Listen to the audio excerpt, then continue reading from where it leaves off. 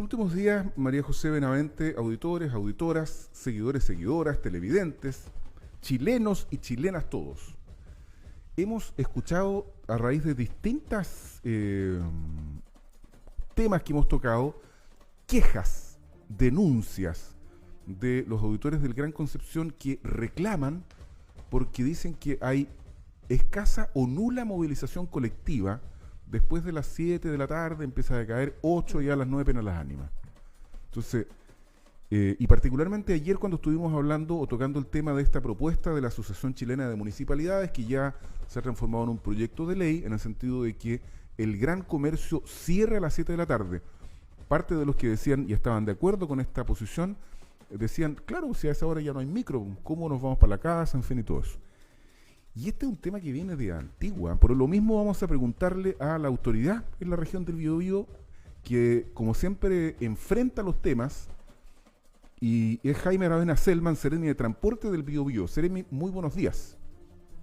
Buenos días, María José y Álvaro. Muy buenos días. La idea justamente de contactarnos es poder tratar de explicar qué podemos hacer y qué no podemos hacer por un tema que es de preocupación, como es la falta de transporte público en ciertos horarios. ¿Cuál es el contexto actual, Seremi, Jaime Aravena? ¿Es efectivo lo que percibimos los ciudadanos? Es decir, ¿hay menos frecuencia de transporte público? ¿Hay frecuencia mayor en algunos horarios? Después de ciertos horarios también es más complejo tomar locomoción pública. ¿Qué antecedentes tiene usted? A ver, lo primero que hay que señalar nosotros de la cantidad de denuncias que tenemos todos los días respecto del transporte público en general, uno de los que ha aumentado muchísimo tiene que ver justamente con la falta de transporte público en la hora punta tarde.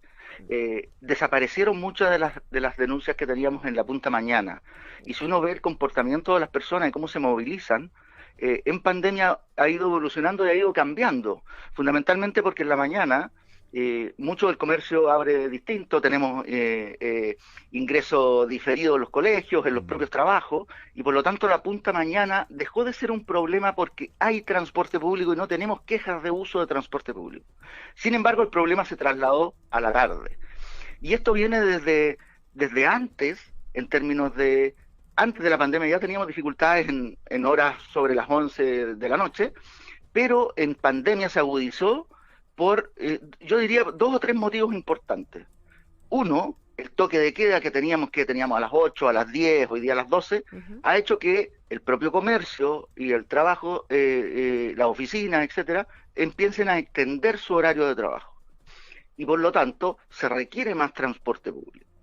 Y ahí tenemos una dificultad, porque según lo que argumentan los dueños de buses, y que nosotros también hemos constatado, tiene que ver con, por un lado, falta de conductores, en el sentido de gente que antiguamente trabajaba y que hoy las razones pueden ser muchas, variadas, una de ellas obviamente los bonos y todo, no tienen o no quieren salir. Y otro tiene que ver también con que a algunos empresarios comercialmente no están disponibles para contratar o tomar un segundo conductor. Es la dualidad de las cosas lo que ha hecho que en la tarde tengamos problemas. Entonces, ¿qué es lo que hemos hecho? Ellos tienen una obligación, que es cumplir con una frecuencia mínima que se estipula porque hay un subsidio de por medio. Y por lo tanto nosotros lo que hacemos es decirle, ok, usted cumple esa frecuencia mínima y por lo tanto, si lo cumple, recibe su subsidio. Si no, lo empezamos a multar y le vamos quitando porcentaje de ese subsidio. Y para eso tenemos que fiscalizarlo y es lo que estamos haciendo. Pero no sacamos nada si fiscalizamos y multamos y lo llenamos de multa y el problema sigue igual porque las personas necesitan transporte público. Entonces, estamos atacando 2 frentes. Aquellos que sabemos que pueden cumplir, que tienen flota disponible, que hay algún grado de posibilidad de hacerlo, que lo hagan y que saquen más buses y más conductores para poder cubrir ese horario. Y aquellos que no, estamos trabajando internamente con ellos mismos, con los gremios, con CENSE, buscando la manera en cómo generamos cursos para disponer de más conductores de tal manera que ellos tengan la posibilidad de tomar un segundo conductor para hacer 2 turnos y poder cubrir efectivamente la jornada completa. Esa es una realidad, es una dificultad que tenemos y la ciudadanía lo nota porque hay servicios que No son todos, Álvaro. Hay algunos servicios que tienen servicio esta tarde, sobre todo los troncales que unen dos comunas en el centro en centro, pero muchas variantes que ingresan a ciertas villas o todo, empiezan a desaparecer a las 7, 8 de la tarde, pues lo hemos constatado nosotros con las fiscalizaciones, y por lo tanto ahí estamos focalizando más para que esos servicios no desaparezcan. Seremi, el problema es que el asunto no está resultando, porque nosotros podríamos hacer un juego, pero no lo vamos a hacer, de pedirle a la gente que escriba y diga, ¿sabes qué? A mí me pasó esto, y cuente su experiencia, pero sin haber nosotros, sin habernos dedicado a destapar este asunto, a raíz de otros temas, como dijimos en la introducción, han ido surgiendo estas denuncias. Entonces el asunto parece que no está resultando, y por lo menos no como me imagino que ustedes quieren, y la ciudadanía también. Y otra cosa, esto se anticipaba. Recuerdo yo que entrevistamos a uno de los dirigentes de los choferes de la Convención Colectiva, que ya no está se cambió de trabajo, Milton, y él nos decía hace varios meses, incluso lo conversamos con ustedes, Seremi, que esto iba a pasar porque no había conductores. Y él incluso dio una cifra, que en este minuto no recuerdo, de la cantidad de conductores que estaban faltando. Entonces... A ver, es que son dos cosas, Álvaro, ahí. ¿Sí? No es que falten conductores, porque de lo contrario habríamos tenido el problema siempre pre-pandemia, no.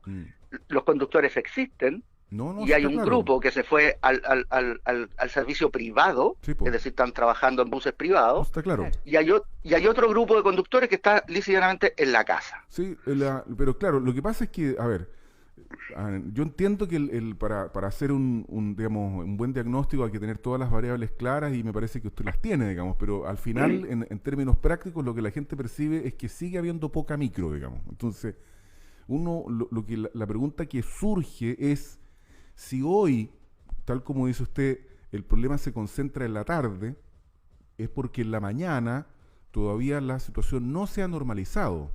Pero yo entiendo, Seremi, que después de las vacaciones de fiestas patrias, muchos colegios van a reanudar sus actividades. Entonces va a aumentar sensiblemente la demanda por movilización colectiva. Entonces probablemente ahí el problema se incremente.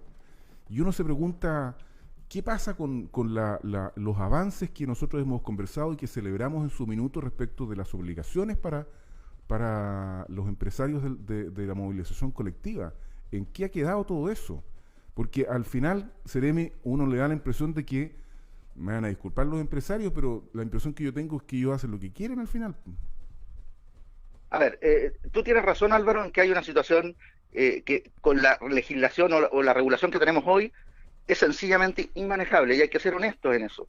Porque para poder fiscalizar a toda la flota, son más de 1.900 buses, uno necesitaría un ejército de fiscalizadores para poder hacerlo, y no lo tenemos. Tenemos 20 fiscalizadores para fiscalizar en toda la región del Biobío, y múltiples, no tan solo el transporte público. Nosotros fiscalizamos una serie de cosas. Entonces, lo único que podemos hacer es lo que conversamos en su minuto, que es que la regulación cambie y nos permita, con el uso de la tecnología, poderlos fiscalizar. Y eso está muy pronto a iniciarse. El perímetro de exclusión está ingresando ya a Contraloría, por lo tanto, saliendo de Contraloría podría iniciarse el perímetro. Nosotros esperamos que de aquí a fin de año, diciembre, estemos en plena operación. ¿Y qué nos permite el perímetro? Nos permite que los obliga a GPS online, por lo tanto nosotros sabemos todo el día, a toda hora y en todo lugar dónde está el bus. Y esa fiscalización no tan solo trae una sanción monetaria del subsidio como tenemos hoy, sino que trae otra, que es la acumulación de las faltas permite al ministerio caducar ese servicio y por lo tanto sacar esa línea y decirle, ¿sabe qué más? Usted no sirve, no funciona, váyase a la casa y licitamos una nueva empresa que preste el servicio. Entonces esa es una herramienta que no tenemos hoy y que la vamos a tener cuando estemos en pleno periodo, probablemente en el mes de diciembre. ¿Y qué pasa con la regulación de los sueldos de los conductores? Para allá voy. Yeah. Ese es uno de los beneficios que tiene la nueva regulación. Lo segundo beneficio que tiene es que nosotros tenemos un proyecto que hemos conversado, Álvaro, sí, de fiscalización de los corredores de transporte público, también con cámaras automáticas, para que no invadan más los corredores, los automovilistas, para permitir que la velocidad promedio de los buses sea la adecuada, porque ¿qué es lo que pasa hoy en la punta tarde? Y eso hay que también reconocérselo a ellos, porque hay líneas en que tienen toda la flota puesta en la calle, pero un servicio que va en la tarde, que debiera demorar 1 hora, demora 2, ¿Por qué? Porque en todos los tacos que se encuentra se produce por la invasión a su corredor, etcétera, etcétera. Por lo tanto, eso hace también que se retrase y no puedan cumplir y por lo tanto no alcanzan a dar la vuelta y eso hace que se aglomeren las personas y se sienta falta de transporte público. Y lo tercero es fortalecer la legislación laboral y nosotros tenemos ahí también, no tenemos toda la herramienta porque no somos la inspección del trabajo, pero sí a ciertas obligaciones en términos de cumplimientos de horario, cumplimientos de contrato. ¿Por qué? Porque para que los conductores se queden también trabajando en el transporte público, tienen que tener ciertas condiciones, que son un buen sueldo, un contrato estipulado, condiciones laborales justas en términos de cumplimiento de horario y jornada laboral, y también condiciones de un buen terminal, ¿cierto? Una buena sala de descanso, baño, etcétera. Por lo tanto, también hay exigencias desde ese punto de vista a las empresas para que efectivamente los conductores se queden trabajando en el transporte público y no se vayan a otro lugar por mejores condiciones. Entonces, son varias herramientas que nos genera el nuevo perímetro que nos va a permitir mejorar lo que tenemos hoy. Pero eso no va a bastar porque lo tenemos claro y por eso que estamos también trabajando en la línea de incorporar nuevos conductores, capacitando y haciéndole los cursos para que se disponga de más mano de obra para el transporte público. La incorporación de nuevos buses, ¿eso no está programado en todo este cambio? Porque, ¿sí? De aumentar la flota. Está programado también, pero yo estoy hablando de herramientas que se generan inmediatamente al comienzo del perímetro, que son las que yo señalo, y hay otras que son más paulatinas. Comprar un bus nuevo tiene otro costo, ¿cierto? Entonces ellos tienen ciertas obligaciones en la renovación de la flota que hace que un bus nuevo, por ejemplo, que se incorpora a la flota con recursos públicos, es decir, con el programa Renueva tu Micro, con algún tipo de subsidio, es obligatoriamente nuevo y es obligatoriamente de acceso universal, es decir, de entrada baja. Eso cambia absolutamente al tipo de bus que tenemos hoy en el transporte público y por lo tanto la renovación de la flota va a ir siendo paulatina, de la misma manera que también contempla el perímetro incorporación de medios electrónicos de pago, también para que saquemos el efectivo del bus y tengamos un medio electrónico de pago. Sí, para terminar, Seremi, una reflexión. Entonces, de sus palabras, hay trabajo, sigue la planificación, ¿cómo se llama? La implementación del perímetro, pero la solución no va a llegar, digamos, el problema va a persistir, por lo menos de aquí a fin de año podría paliarse en parte con la fiscalización y ojalá con la actitud del empresario también de poner de su parte, pues no todo va a ser ganar. Álvaro, eso es súper importante. Tú acabas de decir algo que también es clave. Ellos tienen que entender que estamos en una situación de pandemia distinta, que la gente se moviliza de otra manera, que necesitamos que las personas, en la medida que se ha abierto cierto, la libertad, gracias a Dios, con las vacunas y que las personas pueden trabajar, pueden salir a recrearse también, que es parte de lo que se necesita, deben disponer de transporte público y por lo tanto ellos tienen una obligación ahí dentro del rol que se les entregó en su minuto en exclusiva, que son los que hacen el transporte público. Bueno, no se pueden desentender. Entonces, yo me reuní con todos ellos y este tema fue tema y lo tocamos y están disponibles a hacer los esfuerzos. Unos más, otros menos, pero todos están disponibles a hacer los esfuerzos y nosotros estamos disponibles también para ayudar en esos esfuerzos, pero siempre entendiendo que ellos tienen una obligación y por lo tanto, si esa obligación no la cumplen, al menos nosotros vamos a hacer uso de las herramientas que tenemos, que es fiscalizarlo, sancionarlo y multarlo, porque no están cumpliendo con lo que la propia legislación los obliga. Lo que pasa, Seremi, perdona, es que finalmente si el empresario no pone de su parte, lo que podría pasar, y ojalá que no ocurra, es que en algún minuto la gente se cabree, proteste, ¿cierto?, en contra de la falta de movilización colectiva y agarren a piedrazos las micros y se manifiesten con rabia, pues si quedarse botado en la tarde después del trabajo no es cualquier cosa. Entonces hay comunas más problemáticas que otras también. Pero claro, pues entonces... Así es. Hay comunas que se ven más perjudicadas que otras, pero Álvaro, no es tan solo eso.